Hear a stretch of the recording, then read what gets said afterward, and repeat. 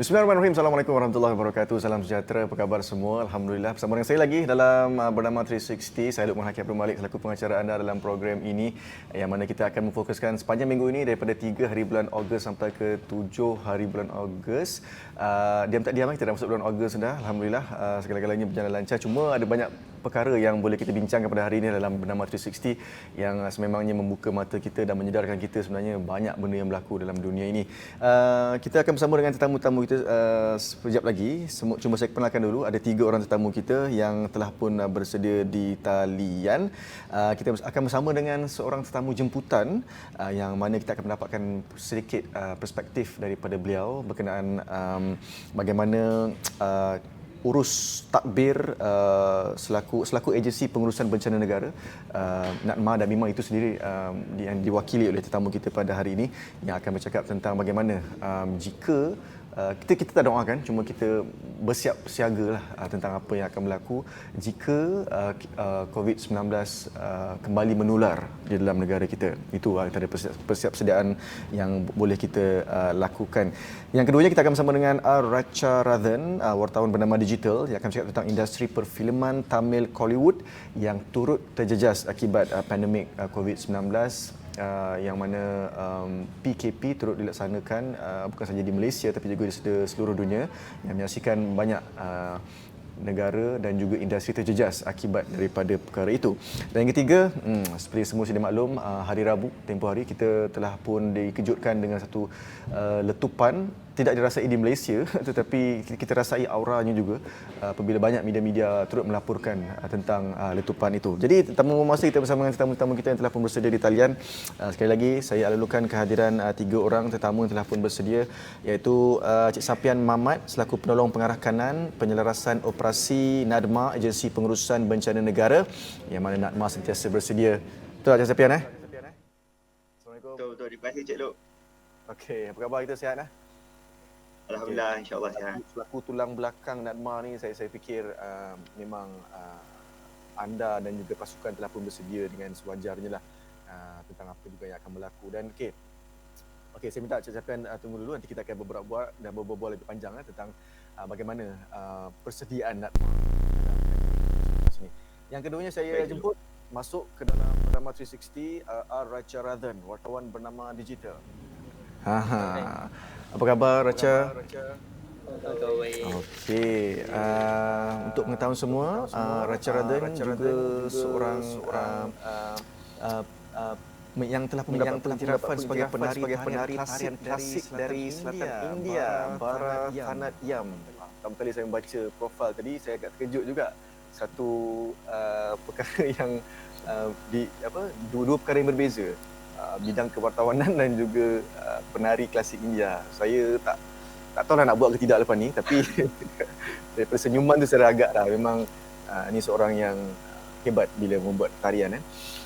Okey, yang ketiganya tetamu kita yang kita undang kembali, Nur Ashikin Abdul Aziz, wartawan kanan meja antarabangsa yang bersama kita pada hari ini, yang akan bercakap tentang letupan di Lubnan yang berlaku tempoh hari pada hari Rabu yang telah pun mengedarkan dunia tentang bahayanya bahan kimia yang tidak boleh disimpan sebenarnya di mana-mana, di dalam gudang ke di bawah tanah dan sebagainya lah. Itu kita akan bincangkan dengan Alfian. Sekarang ni kita akan bersama dengan Cik Safian Mamat terlebih dahulu yang akan bercakap tentang sekali lagi NADMA bersedia tentang apa juga yang akan kemungkinan yang akan berlaku dalam negara kita. Seperti kita semua sudah maklum PKP ataupun Perintah Kawalan Pergerakan memang tidak dijangka akan berlaku dalam negara kita. Bermula 18 Mac sampailah ke hari ini KPP, yang mana kita juga berdebar sebenarnya. Saya sendiri pun berdebar juga bila tengok angka turun naik kejap 1 digit, kejap 2 digit. Tapi harapnya memang tidak akan terjadi sampai 3 digit lah yang mungkin kerajaan akan membuat sesuatu tentang perkara itu. Dari sudut pandang NADMA, bagaimana NADMA bertindak awal dalam operasi menghadapi wabak COVID-19 ini, dan apa pengajaran yang boleh diperolehi daripada perkara tersebut? Okay. Thank you. Terima kasih Cik Luqman. Sama. Bila bercakap berkenaan dengan COVID-19, seperti mana yang semua orang sedia maklum, ialah sesuatu perkara yang sangat baru bagi kita, di mana um, penularan penyakit ataupun pandemik sebegini merupakan sesuatu yang di luar skala biasa dan telah mengakibatkan banyak tindakan-tindakan yang perlu diambil di luar norma pengoperasian bencana. Jadi dalam menangani COVID-19 pada peringkat awal, apa yang perlu dilakukan adalah kita stick kepada disiplin asas yang telah kita rangka melalui arahan Majlis Keselamatan nombor 20 ataupun kita panggil dia MKN 20. Melalui MKN 20 ni, NADMA selaku sekretariat di peringkat pusat, kami menyelaras tindakan ataupun sebarang operasi yang telah dipersetujui di peringkat Jawatan Kuasa Pengurusan Bencana Pusat. Kita panggil JPBP. JPBP inilah di mana semua agensi-agensi terlibat duduk semeja membincangkan langkah terbaik dalam menangani dan mengatasi COVID-19. Di mana agensi peneraju dalam hal-hal berkaitan penyakit pandemik ni adalah KKM. Dan semua orang sedia maklum bagaimana Datuk Hisham selaku KP KKM begitu aktif dalam memberikan kata maklum balas berkenaan dengan tindakan yang patut diambil. Dan di peringkat Jawatan Kuasa Pengurusan Bencana Pusat inilah di mana kami bersidang dan merancang bagaimana tindakan-tindakan hasil daripada nasihat yang keluarkan KKM untuk kita implementasikan dekat ground. Jadi di situlah di mana titik pertemuan semua agensi untuk mengkoordinasikan kawalan COVID-19 di peringkat awal. Jadi bila kita tengok skala dia semakin hari semakin orang kata pada peringkat awal semakin meningkat.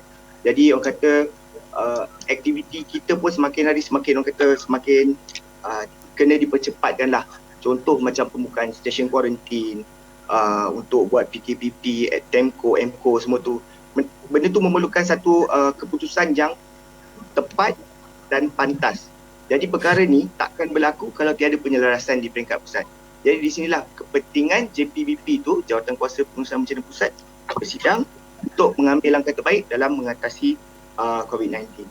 Jadi take away daripada COVID-19 ni, pengajaran daripada isu COVID-19 ni, benda yang paling pertama sekali perlu diletakkan dalam minda semua orang, urus bencana, menyelamat nyawa adalah tanggungjawab semua. Apa yang berlaku adalah yang kita nampak setakat hari ini, agensi kerajaan telah mengambil tindakan yang sewajarnya. Kita fikir sewajarnya. Tapi apa yang berlaku dekat ground adalah compliance tu kurang. Benda ni KP Kesihatan Datuk Hisham sendiri pun dah ulang kali berkenaan compliance. Jadi saya ulang sekali lagi, kepentingan untuk urus bencana menyelamat nyawa ni adalah tanggungjawab semua orang. GO, individu, agensi kerajaan duduk bersama, kita strategize. Yang paling penting compliance. Itu yang paling penting. Itu take away daripada COVID-19 ni lah. Okay. Saya sebenarnya nak ucap tahniah juga kepada NADMA dan juga agensi kerajaan yang berganding bahu sehingga negara kita hampir bebas dah daripada COVID-19 kan, daripada 3 angka menjadi 2 angka dan kini 1 angka, dan angka itu turun naik dan NADMA juga salah satu agensi yang bertanggungjawab sebenarnya. Terima kasih. Cik Lok, kalau boleh saya ambil kesempatan ni pun, kami di peringkat Sekretariat Pusat pun ingin mengucapkan ribuan terima kasih terutama kepada tangan-tangan kami di peringkat negeri, daerah, APM, khususnya pihak polis, dari sudut keselamatan, ATM dan semua agensi lah. Saya rasa benda ni takkan berjaya kalau kita tak mampu untuk duduk semeja dan hasilkan keputusan yang tepat. Okay, maknanya permuafakatan itulah yang perlu ada untuk sama-sama kita menangani perkara ini. Cuma nak tanya status lah Cik Safian, status tabung bantuan COVID-19 di bawah tabung bantuan bencana negara atau TBBN. Saya percaya ini di bawah NADMA. Adakah ia akan diperlukan jika PKP terpaksa dilaksanakan sekali lagi? Cik Safian. Okey. Sebelum tu, kepada mereka yang mungkin tidak berapa jelas tentang tabung ni, tabung ni adalah khusus bagi membantu rakyat Malaysia yang hilang pendapatan apabila perintah PKP dilaksanakan Bila PKP dilaksanakan menyebabkan semua aktiviti ekonomi terhenti. Jadi perlu disalurkan bantuan kepada mereka yang terlibat. Jadi bantuan tabung NADMA ni, bantuan tabung ni RM100 saat ini diperkenalkan sebelum inisiatif lain diperkenalkan. Jadi untuk membantulah. Setakat ini kalau ikutkan dari segi jadualnya lah, ia akan berakhir pada 31 Ogos. Jadi mungkin kerajaan akan mempertimbangkannya semula jika terdapat keperluan. Okey, Cik Luk, saya nak berkongsi sikit. Mungkin mungkin ada antara kita yang tidak aware tentang kewujudan tabung kumpulan wang amanah bantuan bencana. Kumpulan wang amanah bantuan bencana. Jadi tabung ni lah yang selama ni kita gunakan dalam pengoperasian untuk membendung COVID-19. Jadi seperti yang saya sebut sebentar tadi, saya nasihatkan supaya kita semua sentiasa orang kata comply, patuh kepada segala nasihat kerajaan. Kalau kita semua sayang kita punya KP kesihatan, Dr. Hisham, mungkin kita patut betul-betul terima mesej yang disampaikan, patuh. Sebab apa? Sebab kita telah membelanjakan banyak. Kita telah membelanjakan banyak bagi urusan COVID ni. Jadi kalau kita detail macam mana? Boleh share tak berapa belanjakan? Okey, setakat ini kita telah membelanjakan lebih kurang 381.5 juta ringgit untuk COVID. Dan ini hanya bantuan kira macam perbelanjaan kepada mereka yang terkesan daripada COVID-19 ke ataupun ada bantuan? Sorry. No, Cik Luk. Yang ni ini adalah untuk pengoperasian COVID-19 secara keseluruhan. Untuk tabung tadi, untuk tabung tadi kita ada figure dia untuk penyaluran bantuan khas ni. Kita dah spend lebih kurang untuk bantuan khas pengurusan kematian, kita dah spend lebih kurang 550,000. Bantuan khas untuk yang hilang pendapatan, di mana setakat ini kita telah membantu lebih kurang 5,342 orang yang melibatkan bantuan sebanyak 7.4 juta lebih kurang. 7.4 juta. Itu adalah bantuan-bantuan yang telah diberikan. Tapi merujuk kepada perbelanjaan keseluruhan tu, kita telah berbelanja dengan agak signifikan demi membendung penularan COVID-19 ni. Jadi saya merayu sekali lagi supaya semua pihak untuk comply dengan arahan yang dikeluarkan agar kita dapat segera memutuskan rantaian COVID-19 ni untuk mengelakkanlah kita dari berbelanja lebih akibat kedegilan sesetengah pihak. Kita banyak contoh, mungkin contoh kluster bermulanya kluster tabligh, salah satu contoh. Bermulanya Siva Gangga, salah satu contoh. Itu adalah Siva Gangga adalah merupakan satu contoh orang kata ketidakpatuhan lah. Ketidakpatuhan yang membawa kepada efek yang lebih besar yang tak diduga. Dah jadi super spreader pun sedang. Jadi compliance, itu adalah keyword dia lah. Okey, jadi bermakna tabung bencana TBBN ni memang diperlukan sekali lagi lah jika PKP dilaksanakan sekali lagi. Perlu. Saya percaya akan dilaksanakan. Okey, jom kita cerita pasal macam mana pembaharuan-pembaharuan yang dilakukan oleh NADMA lah berkenaan dengan dalam menguruskan operasi pengurusan bencana dan perkara-perkara lain yang di bawah NADMA kan. Setelah hampir 2 tahun diwujudkan Cara Persapian apa sebenarnya pembaharuan yang telah diperkenalkan oleh NADMA? Mungkin ramai yang kurang arif tentang perkara ini. Silakan. Berkenaan dengan pengurusan bencana semenjak ditubuhkan pada 2015, saya percaya tidak ramai yang tahu kewujudan NADMA selaku agensi pengurusan bencana.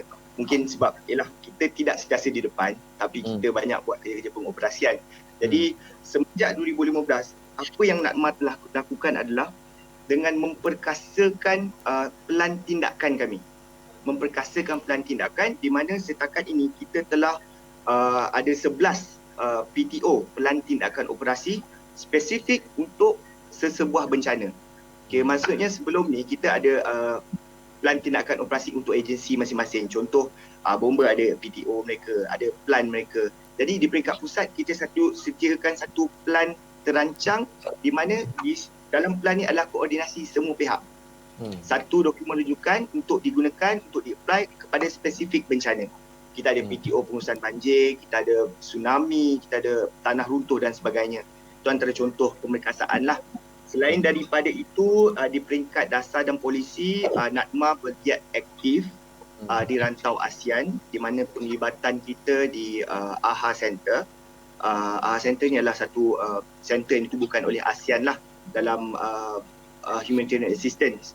Jadi kita bergiat aktif dekat situ, dan itu adalah contoh pemerkasaan dalaman dan luar lah. Ada yang tanya Encik Safian, ada yang tanya, dia kata, NADMA ni kalau untuk orang tempatan ataupun untuk dalam negara je ke? Kalau luar negara macam mana? Okey, untuk luar negara, dia ada dia punya prinsip dia. Prinsip dia adalah jika berlaku sesuatu bencana di sesebuah negara, especially rantau ASEAN, kita akan sentiasa terbuka untuk offer assistance. Walau bagaimanapun, untuk offering assistance tu pun kita akan bergantung pada permintaan negara tersebut. Jadi di peringkat ASEAN ni, kita AHA Center lah yang akan mengkoordinasikan. Contoh jika berlaku sesuatu bencana di contoh Indonesia contohnya, dan mereka akan trigger AHA Center, dan di situ kita akan reply kepada AHA Center bantuan yang kita akan sampaikan kepada mereka. Jadi ini untuk penyelarasan, kita tak nak ada redundant. Itu contohlah. Dan banyak lagi contoh lain, antara aktiviti yang telah antara bantuan telah dijalankan, contoh banjir besar di Laos, di Indonesia untuk search and rescue, dan banyak lagi offer yang telah kita sampaikan. Tapi pokok pangkalnya adalah NADMA sentiasa membantu sekiranya diperlukan oleh negara-negara terbabit. Okey, baik. Terima kasih banyak Encik Safian. Saya hargai dengan jawapan-jawapan yang telah diberikan. Racha ataupun Syikin, ada sebarang nak tanya tak dengan Encik Safian kita? Saya buka dulu. NADMA juga ada terlibat dengan macam, adakah NADMA juga terlibat dengan macam operasi untuk bantu jika rakyat Malaysia terjejas di luar negara? Contohlah. Okey, kebanyakan misi, kita panggil misi HADA lah, Humanitarian Assistance and Disaster Relief. Misi HADA rakyat Malaysia. Itu adalah spesifik untuk rakyat Malaysia.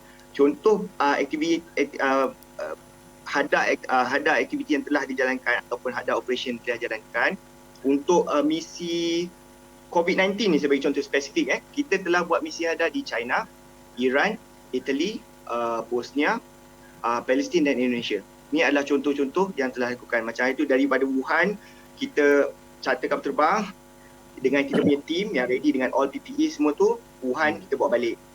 Terbang ke Iran, bawa balik. Kita terbang lagi ke mana, ke Italy, terbang, bawa balik. So itu adalah contoh misi HADA yang kami telah lakukan lah. Jadi misi HADA untuk pandemik COVID-19 ni, it's very special one lah.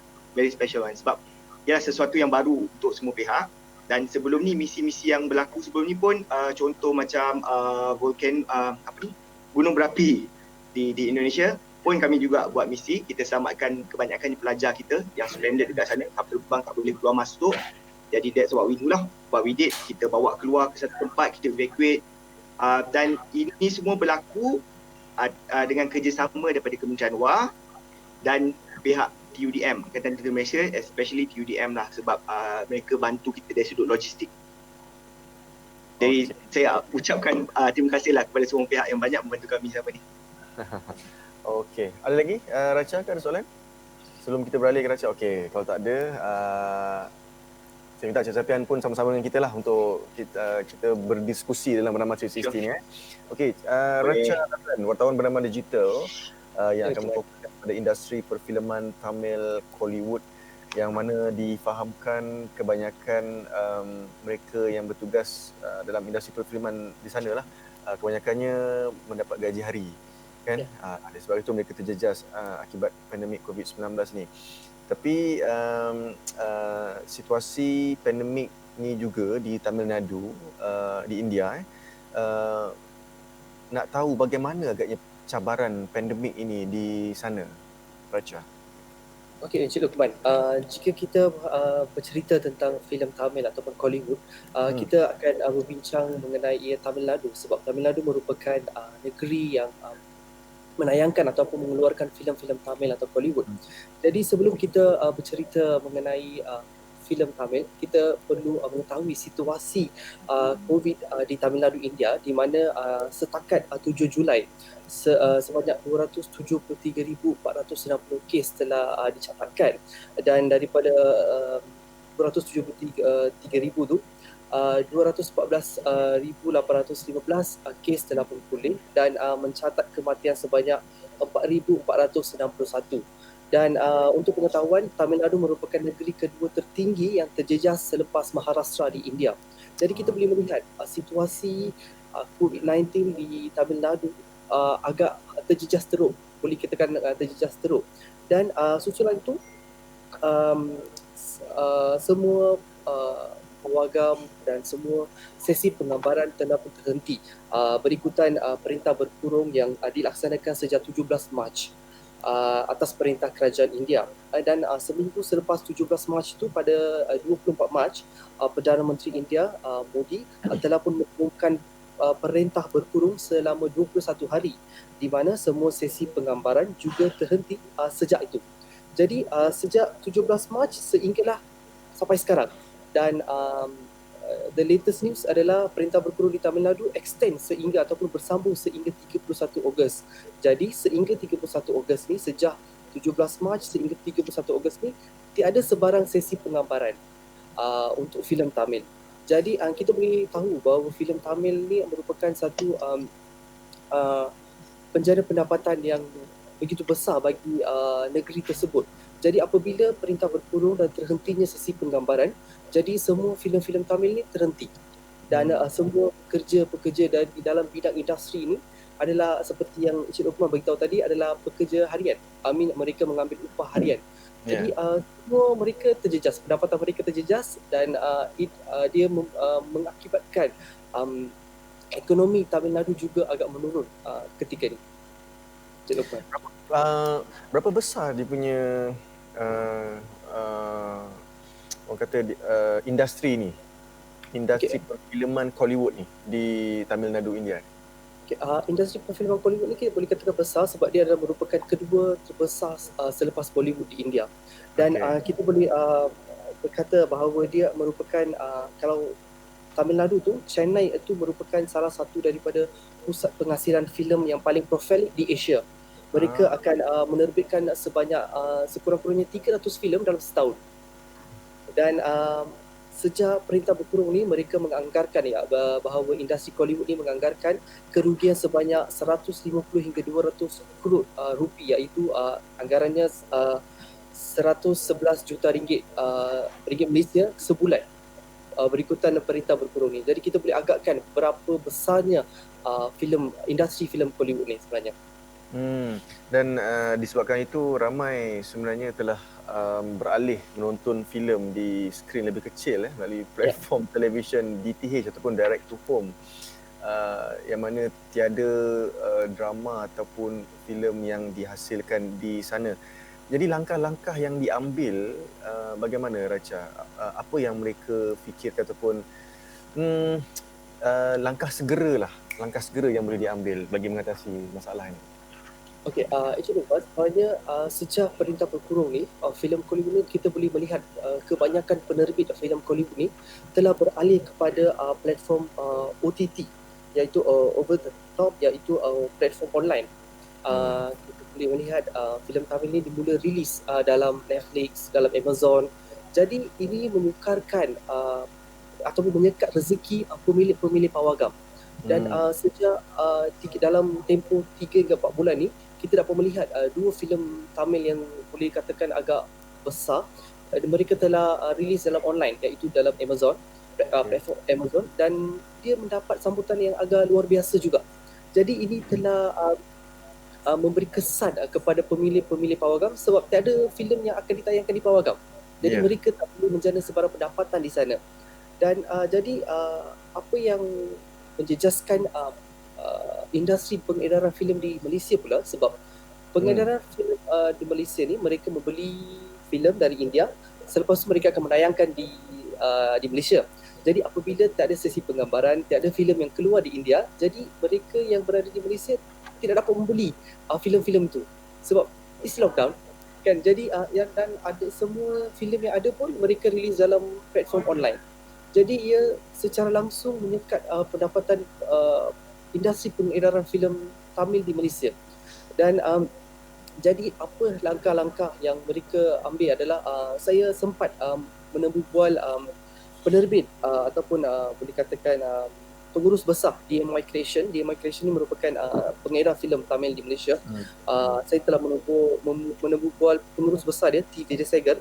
Beliau berkata memang syarikat pengedaran filem Tamil di Malaysia ni terjejas teruk dan pengedaran filem juga berkurangan. Jadi sebab mereka kata ada beberapa filem tu mereka dah bayar deposit. Tapi filem dia tak sampai. So tapi apa yang the good news adalah mereka telah mendapat deposit lah, tapi walaupun dapat deposit, kerugian tu still ada kat sana sebab ada pergerakan kan. Jadi apa yang mereka buat sekarang ni adalah mereka menayakan ataupun menjual filem-filem Tamil tempatan ataupun most of dramas lah, drama lama mereka berjual kepada saluran televisyen tempatan. So itu yang mereka pengedaran filem di Malaysia yang mampu buat setakat ni. Secara peribadi, Racha adalah peminat filem Tamil tak? Sudah tentu. Sebab boleh katakan majoriti masyarakat minat filem Tamil lah. Sebab dia macam dari kecil lagi kita dah memang terpengaruh dengan filem-filem Tamil. Saya tak tahu jadi The Boss saja. Sebenarnya macam filem Rajinikan tu, sebenarnya ada satu filem Rajinikan yang sepatutnya akan keluar dalam tahun, tetapi sebenarnya gambaran itu juga terjejas.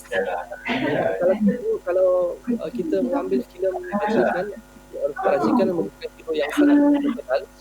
Jadi apabila filem Rajinikan sendiri terjejas, dia maksudnya banyak pendapatan yang terjejas sebab dia akan rangkumi kerja yang paling ramai untuk filem Rajinikan. Peminat filem Tamil di Malaysia, bagaimana reaksi mereka apabila dapat tahu alamak tak ada filem Tamil lah dari sana akan masuk lagi? Macam mana? Dia sebenarnya kita boleh melihat peminat Tamil filem Tamil di Malaysia ni agak frustrating lah sebab apabila saya melihat di laman-laman sosial media mereka mengatakan sebab tahun ni merupakan tahun yang penting bagi filem Hollywood sebab dia ada 3 hingga 4 filem hero popular lah, boleh dikatakan sebagai macam Rajinikan, Vijay, Surya semua akan keluar tahun ni dan mereka telah menantikan untuk filem-filem ni, tetapi apabila lockdown dan tiada sebarang filem ni dia orang macam frustrated dan ada ura-ura yang mengatakan filem-filem ni akan diterbitkan di dalam platform online, tapi peminat filem Tamil ni menyatakan bantahan sebab mereka ingin melihat filem-filem ini di pawagam saja. Mereka tak nak melihat di skrin kecil. Mereka nak melihat di layar perak sebab begitunya sokongan mereka terhadap filem Tamil sebenarnya. Saya nampak jauh beza dengan peminat filem di Malaysia yang rata-rata mereka suka untuk menonton di rumah saja. Yalah, saya pun dapat info juga kalau di India, kalau macam hero tu tak menang ke, hero kalah ke, dia akan protes. Itu betapa fanatiknya nak tunjuk Mereka memang fanatik. Betul. Sebab kita dapat melihat bila kalau mereka ada adegan ataupun sesi yang perkabaran yang rasa macam it's not suitable, mereka akan siap koyakkan layar skrin mereka juga diundian sebab mereka begitu fanatik ataupun mereka terlalu on to it dalam filem sebenarnya. Okey. Nanti tadi Racha ada kata 31 Ogos nanti, 31 Ogos nanti akan berakhir perintah berkurung mereka. So lepas tu maka akan kembali aktif lah semula industri perfilman Tamil ataupun Hollywood ni. Dan difahamkan ada filem-filem yang dinantikan oleh peminat filem Hollywood. Kalau Racha boleh jelaskan kepada kami dan juga para penonton di saluran bernama, khususnya di yang menonton bernama 360 ni, apa filem yang dinantikan tu Racha? Okay, filem yang dinantikan satu pertama adalah filem Rajinikan sendiri, iaitu nama filem tu Anate.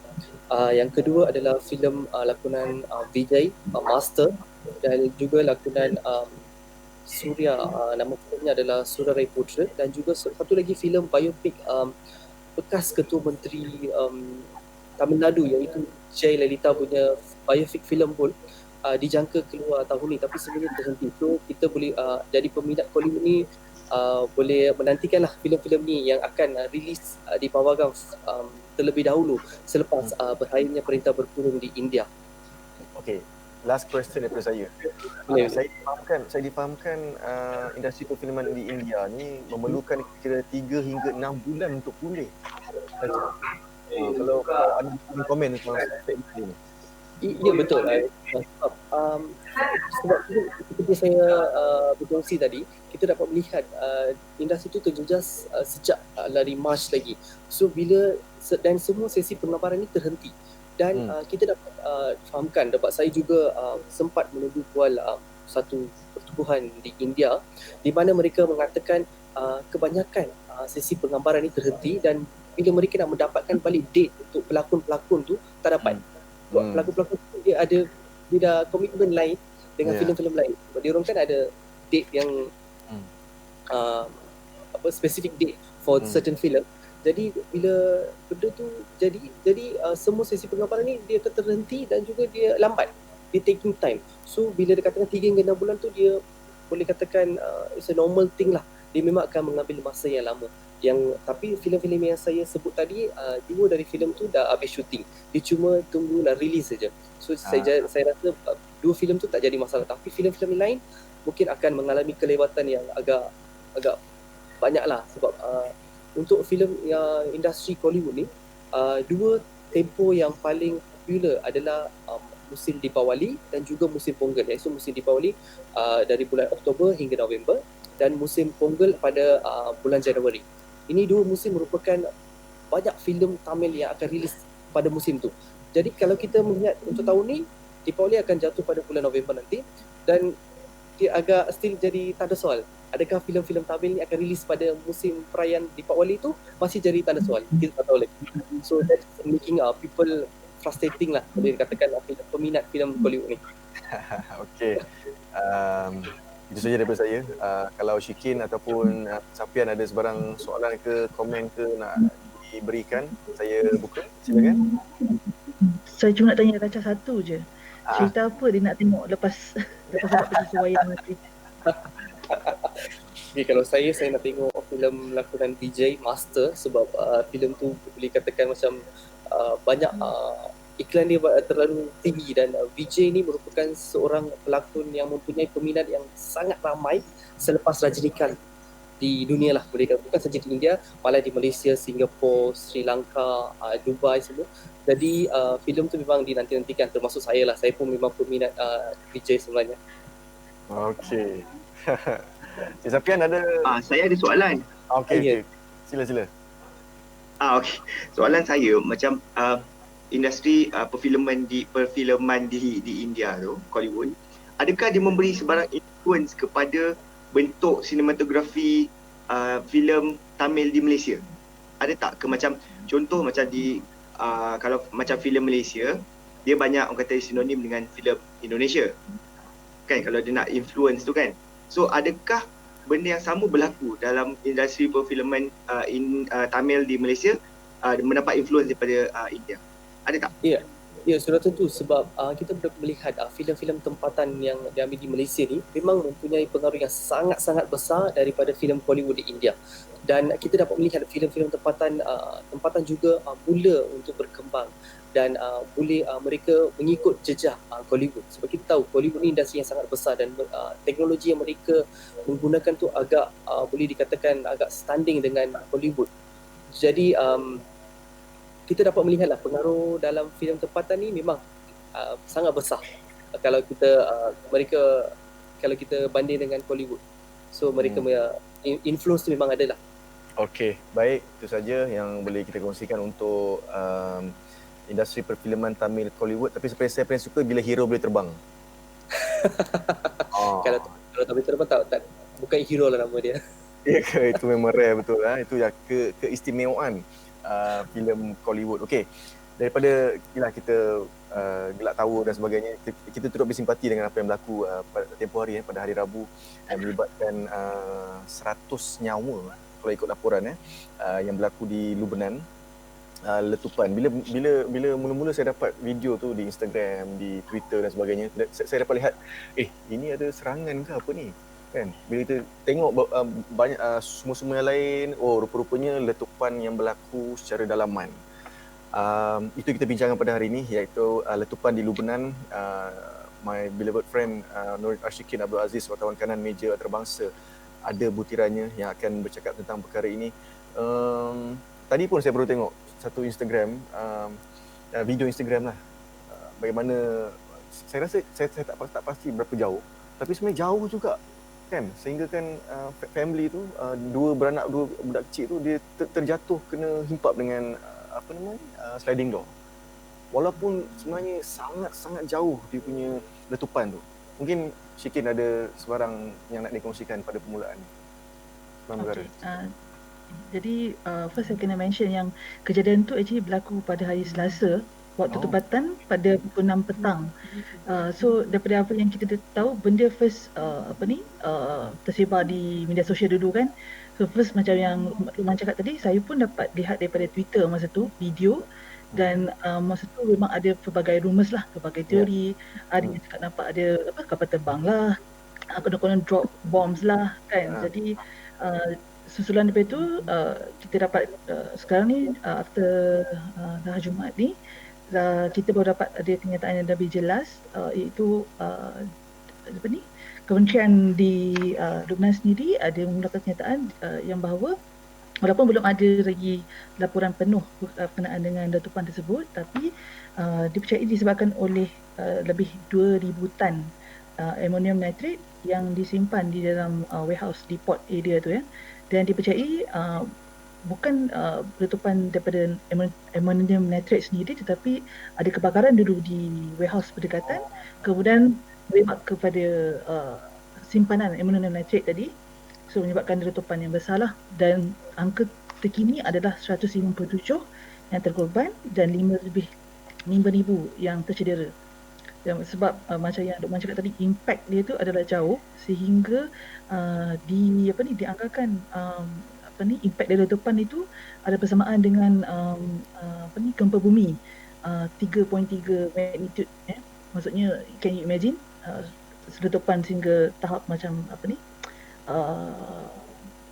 earthquake ya. So dan sehingga Cyprus pun merasai impact daripada letupan tersebut. Tapi dijangkakan angka kematian dijangkakan terus meningkat as more bodies are recovered. Sebab macam yang kita tahu sekarang ni banyak area yang terjejas, jadi masih banyak bodies yang belum di-recovered. Jadi kita akan tengoklah in few days times, kita akan tengok angka tu makin meningkat lah, more than 100 probably. Ada dua persoalan yang bermain di fikiran saya, dan juga saya kira penonton bersama jugalah. Pertama, siapa yang letak amonia di situ? Yang kedua, siapa yang mencetuskan kebakaran di situ? Okey. Jadi macam yang saya mention tadi, sebab masih ada belum laporan penuh lagi kan. Tapi kalau ikut laporan media antarabangsa, kita dapat tengok yang sebenarnya ammonium nitrate itu telah berada di gudang tersebut for 6 years. Disebabkan walaupun belum di-mention secara jelas, tapi ada laporan antarabangsa yang memetik laporan daripada mahkamah yang menyebutkan bahawa benda itu disimpan di situ selepas kapal yang membawa that ammonium nitrate tadi tersadai ataupun tidak dibenarkan untuk meninggalkan Beirut, port Beirut, lepas ada masalah kewangan. Jadi mereka kapal that content of ammonium nitrate disimpan di port warehouse tersebut, dan ini ambil masa 6 tahun, dah 6 tahun di situ ya. Dan memang ammonium nitrate, saya menurut laporan expert yang saya baca, ammonium nitrate sendiri tidak menyebabkan kebakaran, tapi disebabkan oleh efek tadi. Ikut laporan awal dikatakan ada fireworks warehouse yang simpan fireworks yang terbakar dulu, dan kemudian merebak kepada menyebabkan letupan ammonium nitrate tersebut. Dan ammonium nitrate ini bukan adalah kali pertama ada insiden letupan yang disebabkan oleh ammonium nitrate. Sebelum ni ada di Tianjin, China, even di US. Apabila ada satu kes di mana masa mereka pindahkan ammonium nitrate tersebut, one of them rokok on rokok, dan benda tu meletup, so menyebabkan kecederaan apa semula. So Oh, it's dangerous sebabnya basically. dia sensitive to fire, betul Ya, ataupun mungkin ya. sebarang benda yang bahang menyebabkan dia berlakunya letupan. Ya. Bila apa yang disebutkan oleh Syikin ni lah. Tapi 6 tahun tu Syikin, satu jangka masa yang lama. Kita bincang kalau kerajaan di sana tak ada, mungkin tak tahulah, dia mungkin nak merancang nak dihilupuskan ke ataupun ada perancangan lain yang nak dilakukan terhadap amunian tersebut. 6 sebab 6 Macam tahun tu lama. Ha.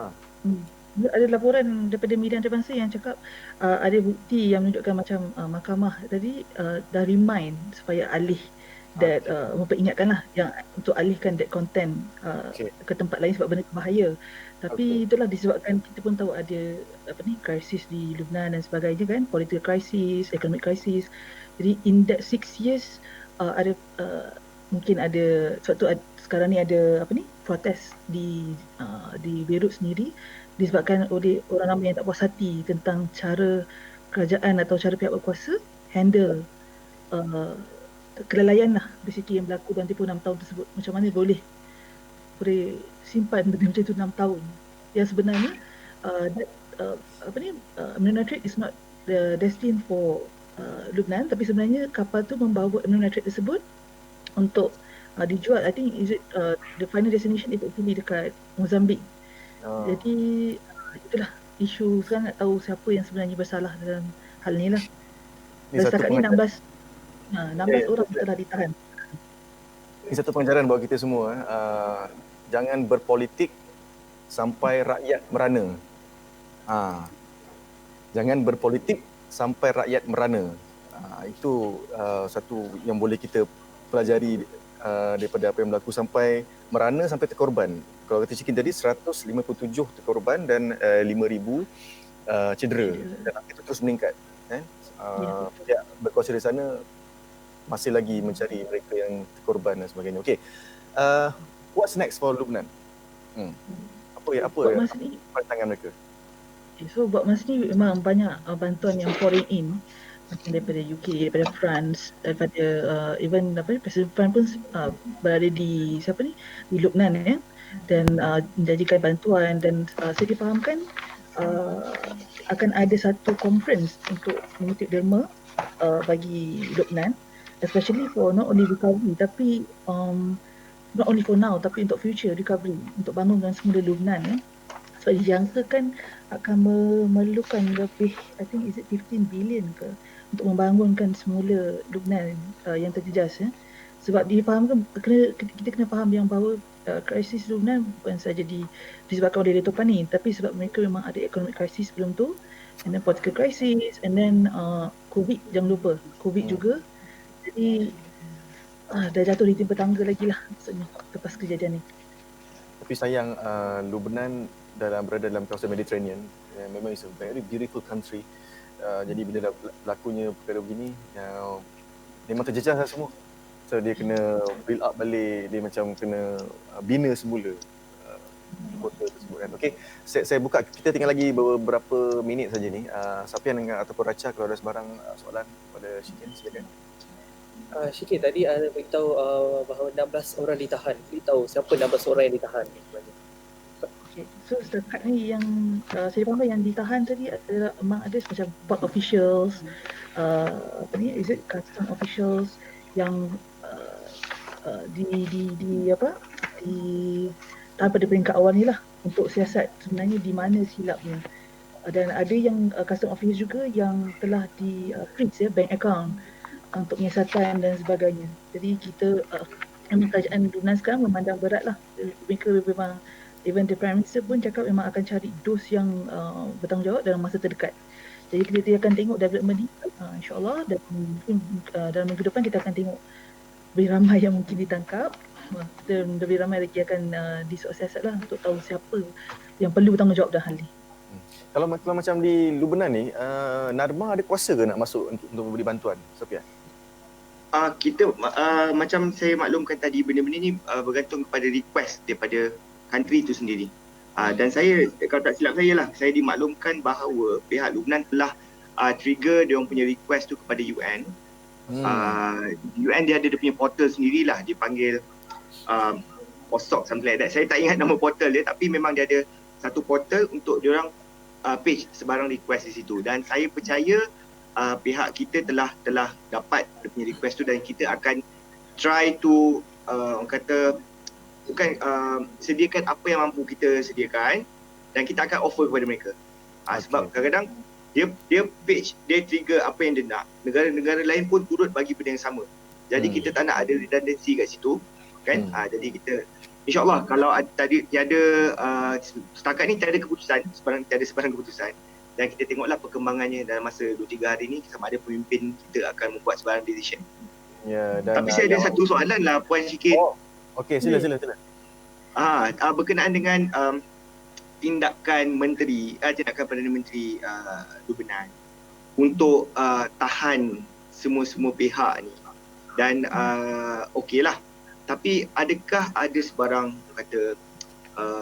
tuduhan yang bahawa beliau buat ni sekadar untuk untuk dapatkan orang, untuk disabitkan kesalahan je, sebagai scapegoat lah, untuk nak menunjukkan yang dia he did something, walhal mungkin daripada awal keputusan tu ada tangan-tangan daripada pihak dia yang mungkin mungkin memberi arahan, tak apa, kita delay dulu, kita buat something. Maksudnya macam the incompetency tu dah daripada dia, tapi dia nak cari scapegoat ke, ada tak benda tu dilaporkan di mana-mana?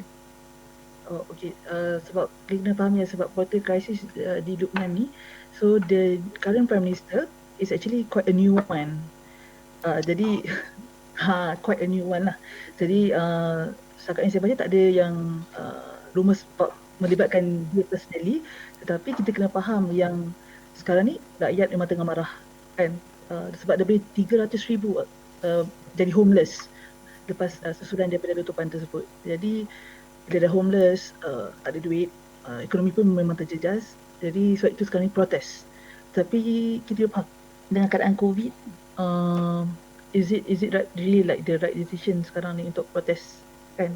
Sebab angka COVID yang baru-baru ni memang dijangka akan lagi meningkat in a few days, sebab susulan daripada ni lah, insiden ni. Bila you cannot maintain your social distance, sebab you terpaksa tumpang dekat orang-orang, you terpaksa tinggal satu rumah ramai-ramai, things like that kena consider juga. Baik, saya harap itu dapat menjawab soalan daripada Cik Safian kita. Apapun Perdana Menteri kita, Yang Mohd Perdana Menteri Tan Sri Muhyiddin Yassin merakamkan juga ucapan takziah kepada seluruh rakyat Lubnan susulan kejadian tersebut. Okey, saya sangat gembira pada hari ini dapat berjumpa dengan Cik Safian, Racha dan juga Syikin untuk kita berbincang. Semuanya ada chemistry masing-masing. Jadi saya pun dapat menyelami apa daripada tak tahu pada tahu, insiden di Lubnan, industri perfilman di Hollywood, masuklah Narma sendiri. Ini satu ilmu yang baru untuk kita semua. Terima kasih sekali lagi kepada Safian Mamat, penolong pengarah kanan penjelasan operasi Narma, Racha Rabdan, wartawan bernama digital, tentang industri perfilman Taman Hollywood, dan juga Nur Ashkin Abdul Aziz, wartawan kanan meja antarabangsa yang berkongsikan tentang letupan di Lubnan. Terima kasih semua. Assalamualaikum, salam sejahtera. Kita jumpa lagi. Baik, itu saja yang boleh kami kongsikan bersama dengan anda dalam Bernama 360. Semoga kita berjumpa lagi. Siaran. Saya mundur diri. Assalamualaikum warahmatullahi wabarakatuh.